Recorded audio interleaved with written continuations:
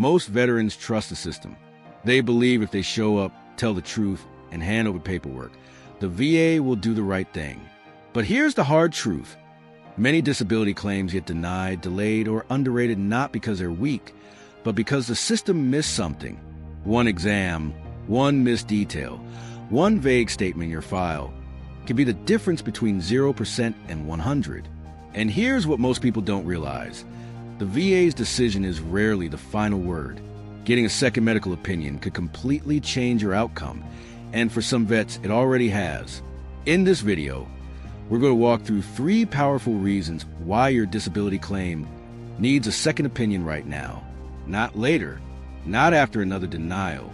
Right now, because if you're relying on just one evaluation, especially a VA contractor CMP exam, you might be putting your future in the hands of someone who doesn't really know you and might not even fully understand your condition. But once you learn what a strong second opinion can do, you'll never look at the claims process the same way again. Stay with me until the end, because the third reason could be the key to turning around a denied claim without starting from scratch. Let's get into it. Most veterans don't realize this, but the compensation and pension exam, commonly called the CMP exam, isn't built to serve you. It's not a full medical workup. It's not even meant to treat your condition.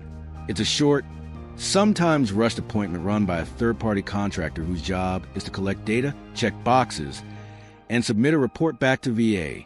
And that report carries a lot more weight than it should. What they write down could decide everything, from your percentage rating to whether you receive anything at all. Here's the thing. Many CMP examiners aren't specialists. A veteran dealing with PTSD might get evaluated by someone who's never worked in trauma or mental health. A vet with a complex spinal injury could be seen by a general practitioner who spends most of their time doing physicals. And the result? Critical symptoms get missed. Chronic pain is downplayed. And limitations that affect your daily life aren't properly documented. They might spend 20 minutes with you, maybe less, ask a few surface-level questions, and then summarize your entire condition in a few lines. Let me give you a real example. One Marine had been dealing with chronic migraines ever since an IED blast during deployment. He had years of civilian medical records, documented visits, prescriptions, and work absences because of these migraines. But during his CNP exam, the examiner asked him one question: "How often do you get headaches?" He answered honestly, "A few times a week, sometimes more." That was it. The report came back saying his migraines were mild and occasional, with no mention of how they affected his work, sleep, or daily functioning. He was denied. Why? Because the examiner never asked follow-up questions. They didn't dig deeper. And worst of all, the veteran didn't know he needed to explain everything in detail during that short window of time. He assumed they'd read his file. They didn't. He assumed they understood the severity. They didn't. And the VA took that surface-level report and treated it like gospel. This is where a second opinion can change everything. Getting an independent medical evaluation from a doctor who actually understands your condition can reveal just how incomplete or inaccurate your CNP exam was. A strong, well-written medical opinion doesn't just list symptoms. It explains how those symptoms connect to your service. It shows the impact on your daily life. It applies the right diagnostic language and ties it directly to the rating criteria the VA uses. That's what the VA needs to see, and it's often missing from those rushed CMP reports. Think of it like this. If you were on trial and your outcome depended on one witness, wouldn't you want that witness to truly understand your side of the story? The CMP examiner is often the only voice in the room, and they don't always speak for you. But an independent medical opinion, that's your second voice, your backup, your truth on record. And here's something else to consider. CMP examiners aren't working for you. They're under contract with the VA. Their priority isn't always accuracy. It's efficiency, volume, getting through a list of appointments. That's not where you want to place all your hope. And if that's the only medical evidence in your file, you're letting someone else define your story with a few strokes of a pen. If you've already had a CNP exam, ask yourself, did they really understand your condition? Did they take the time to listen? Did they accurately document what you said? Or did they minimize it? If you're unsure, it's time to stop waiting. A second opinion could be the only thing standing between you and the rating you actually deserve.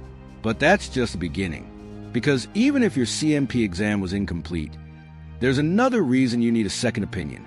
And this one has to do with something most veterans never see coming. Here's a hard truth most veterans never hear until it's too late. Just because a VA doctor treats you doesn't mean they fully understand how to connect your condition to your service, or how to write it up in a way that supports your claim. They're medical professionals, yes, but they're not legal experts. And when it comes to VA disability, that legal understanding matters more than you think. You see, the VA system operates on a very specific kind of evidence. It's not just about being sick or injured. It's about proving service connection, the severity of your condition, and how that condition affects your daily life.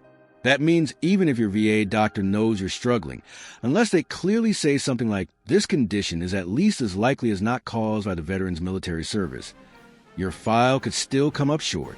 That one sentence, those exact words, can mean the difference between approval and denial. But most VA doctors don't include it, not because they're against you, but because they aren't trained to think in terms of claims. Their notes are written for treatment, not evidence. They might describe your back pain or note your depression symptoms, but they don't connect it to your service clearly. The claims department might dismiss it, and that's where so many veterans get blindsided. You think, my doctor knows I'm dealing with this. It's in my records. That should be enough. But the VA doesn't work on assumptions. If it's not clearly stated in back with rationale, it might as well not exist. Let's take an example. A former Army mechanic had ongoing knee issues from years of working on vehicles in the field. His VA doctor treated him regularly, prescribed medication, sent him to physical therapy, documented pain levels. But when he applied for disability, he was denied. Why? Because nowhere in the record did the doctor clearly state that the knee condition was connected to his time in service. No rationale. No, at least as likely as not. Just notes about treatment. Now here's where the second opinion changed everything. He went to an independent orthopedic specialist. This doctor reviewed his service records, confirmed the type of physical strain his duties involved, reviewed his current imaging and diagnosis, and then wrote a clear, detailed nexus letter. It included the magic words, plus an explanation tying his military duties directly to the wear and tear on his knees. Within months, the denial was overturned. Not because the condition changed, but because the evidence did. A second opinion isn't about questioning your VA doctor's intentions. It's about reinforcing your claim with the kind of language and structure the VA actually listens to. Independent physicians who specialize in disability claims understand what needs to be said and how to say it. They don't just treat you, they advocate for you. They fill in the gaps that standard medical records often miss. So if you've been relying only on VA medical records to support your claim, you might be standing on shaky ground without even realizing it. It's not about how badly you're hurting. It's about how well your condition is documented, justified, and connected. That's where second opinions change the game. But as important as clear documentation is, there's one more factor that gets overlooked all the time, and it's one that can haunt your case even if everything else seems perfect. Here's something most veterans don't find out until they've already been denied. The VA makes mistakes. A lot of them, and not just small errors. We're talking about missing key evidence, misreading your medical records, underestimating your symptoms, or even misapplying the law that governs your benefits. And yet, many veterans accept the denial as final, thinking, well, if the VA said no, I must not qualify. But here's what they don't tell you. A denial is often just the beginning of your claim, not the end. The appeals process exists because the VA knows their system isn't perfect. They know raters aren't always trained deeply enough to understand every condition. They know medical opinions can be vague. And they know a rushed decision can cost you years of benefits. That's why they built in the right to appeal. But the appeal system only works if you use it, and use it with the right kind of help. This is exactly where a second opinion becomes more than helpful. It becomes essential. Because once you've been denied, you can't just say, I disagree. You have to prove the VA made a mistake or missed something. And you do that by bringing in stronger evidence, usually from a non-VA doctor who understands how to review your file. Point out the VA's oversight and write a proper medical nexus that fills in what the original claim left out.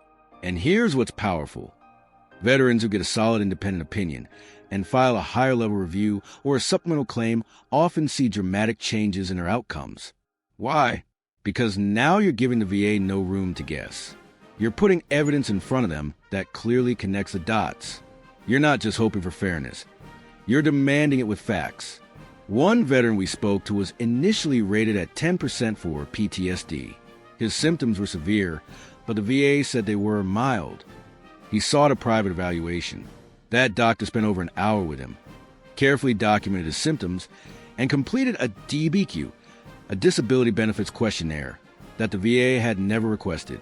With that second opinion, his appeal resulted in a 70% rating and over $30,000 in back pay. The VA doesn't always get it right the first time, but you're not powerless. A second opinion isn't just a safety net. It's often the key to uncover mistakes, correcting bad decisions, and finally getting the benefits you've earned. Because if you don't challenge the system, no one else will do it for you. And as we wrap this up, there's one last truth you need to hear. A truth that could determine whether your claim moves forward or stays stuck for years. What you've just heard isn't theory. It's the reality many veterans face every single day. Denied claims, misjudged symptoms, delayed justice. But what separates those who eventually get what they're owed from those who stay stuck in the system isn't luck. It's action. It's knowing when to step back, ask new questions, and bring in fresh eyes. Because the truth is, getting a second opinion on your disability claim isn't about challenging the VA out of frustration.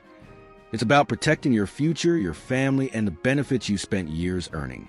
Maybe no one told you that VA raters aren't always doctors, or that your records might not tell the whole story, or that your symptoms, the ones you deal with every single day, could be underestimated simply because a form wasn't filled out right. These aren't small details. These are the difference between a 10% rating and 100%, between scraping by and finally breathing easy. And once you've been denied, the clock starts ticking. Every day you wait is another day you're not getting what you deserve. That's why a second opinion matters right now. But here's the good news. It's not too late. Even if you've been denied once or twice or more, the system allows you to fight back. The key is knowing how to do it smartly. If you've been watching this video and something inside you is saying, I think they got it wrong, trust that voice. Don't wait for the VA to change their mind. Make them. Start with stronger evidence. Get the right people on your side. And never assume a denial means the end of the road. Because for many veterans, it's just the beginning of a bigger win. If this video helped shine a light on something you've been dealing with, do me a favor. Leave a comment below and share one thing you learned today or one step you're planning to take. Your story might be exactly what someone else needs to hear. And if you haven't already, please like this video, subscribe, and hit the bell so you don't miss future uploads. We're building a community here, one that informs, supports, and reminds every veteran out there, you are not alone in this fight. Thanks for watching, and we'll see you in the next video.